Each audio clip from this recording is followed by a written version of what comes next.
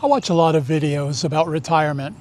A lot of the big names, like Dave Ramsey, take calls from people who are worried about their future.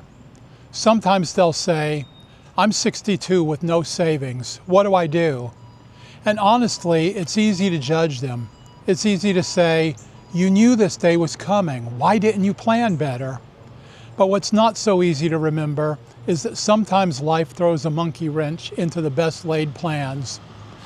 Everyone has a story that led to where they are now. This is mine.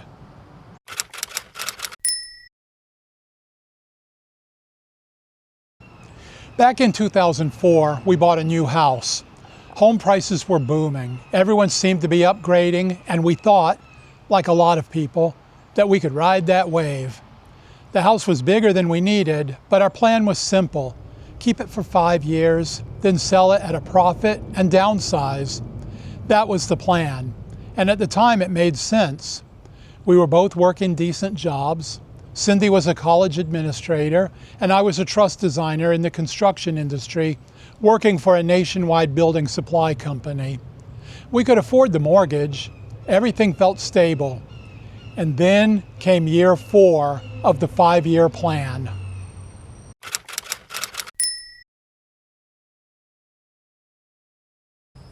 In 2008, the housing bubble burst. No one was buying houses anymore. The real estate market crashed and took the rest of the economy down with it. My company tried to hang on. They kept us doing busy work, hoping for a rebound, but the rebound never came. By the end of 2008, all of us, every single designer, was laid off. The company went out of business shortly after. Cindy and I had an emergency fund, which helped, but only for about 3 months. One income wasn't enough to cover our bills. Of course, I was job hunting, but truss design is a pretty specialized field.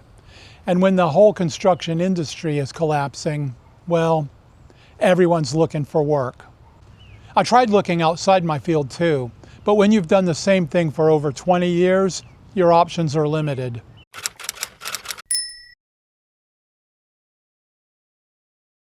So I made it my full-time job to try to get a mortgage reduction.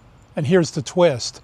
Our mortgage company wouldn't even consider giving us a mortgage modification unless we were already 2 months behind in our payments. So much for being proactive. So we stopped making mortgage payments. I know that sounds risky, but we didn't see another option. And sure enough, once we were behind, they finally let us apply for the reduction. It took months. In the meantime, we got foreclosure warnings, which was kind of ironic considering they were the ones who told us to stop paying in the first place.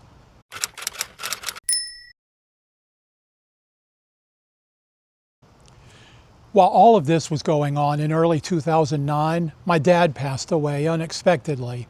That was a heavy blow. Now I was dealing with grief on top of everything else. No job, possible foreclosure, unpaid bills. Oh, and my unemployment benefits were running out. Then in April, I had a heart attack.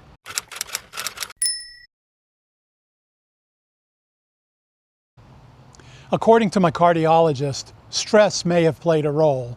Yeah, it may have. And I didn't have insurance, thanks to the layoff. The medical bills were staggering. Fortunately, I was able to sign up for COBRA retroactively, but that came with a heavy monthly cost. Better than nothing, but still a lot when you're not bringing in income.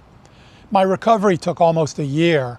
That meant no job search, no real progress, just getting through each day. Eventually, we had to cash out my 401k. It wasn't something I wanted to do, but we needed to keep our house and our car and survive.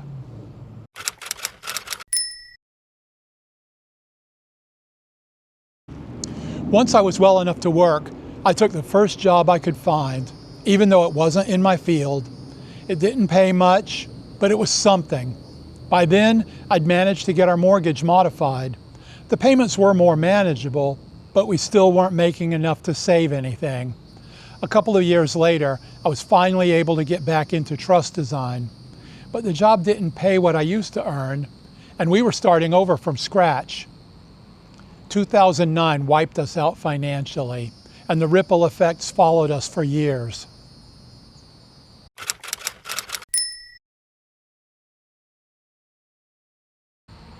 So now, more than a decade later, our savings still aren't anywhere close to that $1 million mark the experts say you need to retire.